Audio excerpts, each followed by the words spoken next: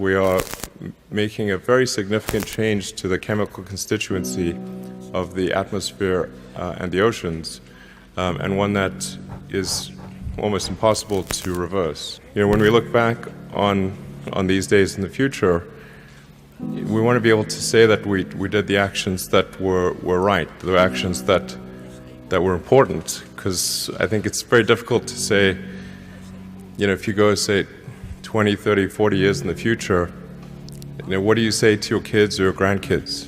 The year 2078, I will celebrate my 75th birthday. If I have children, maybe they will spend that day with me. Maybe they will ask me about you. Maybe they will ask why you didn't do anything while there still was time to act. You say you love your children above all else, and yet you are stealing their future in front of their very eyes.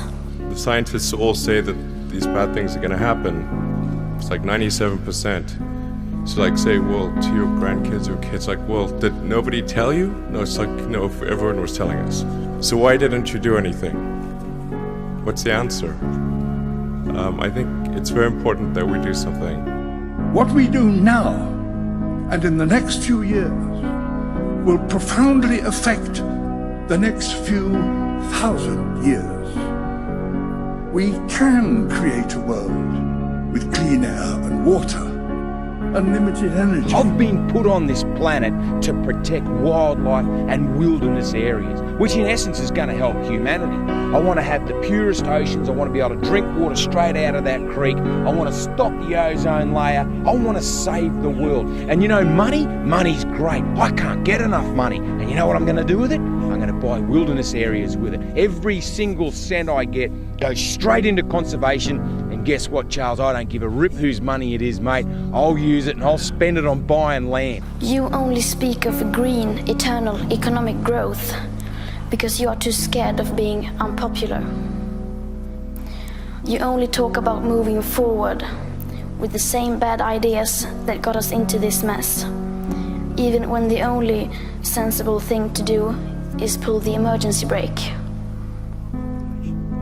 You are not mature enough to tell it like it is. Even that burden you leave to us children. But I don't care about being popular. I care about climate justice and a living planet. Our civilization is being sacrificed for the opportunity of a very small number of people to continue making enormous amounts of money. Nature has been largely predictable and stable. Now, in the space of one human lifetime, indeed, in the space of my lifetime, all that has changed. We're running an experiment which is to see what the CO2 capacity of the oceans and atmosphere is before Earth gets cooked. I don't think that's a wise experiment. That experiment, let's say that experiment is 99% likely to show that CO2 is no problem, but 1% likely to show that it's going to cook the planet. I don't think we want to take that 1% chance. It's just not smart. The Holocene has ended. The Garden of Eden is no more. There's no question that at a certain level, it will destroy the Earth, or destroy large portions of the Earth. The question is just, what is that level? And how soon do we stop pumping vast quantities of CO2 into the atmosphere? Given that oil and even coal are a finite resource, it doesn't seem to make sense that we would run that experiment when we have to get off them anyway, because they're simply finite. Until you start focusing on what needs to be done, rather than what is politically possible, there is no hope. We cannot solve a crisis without treating it as a crisis.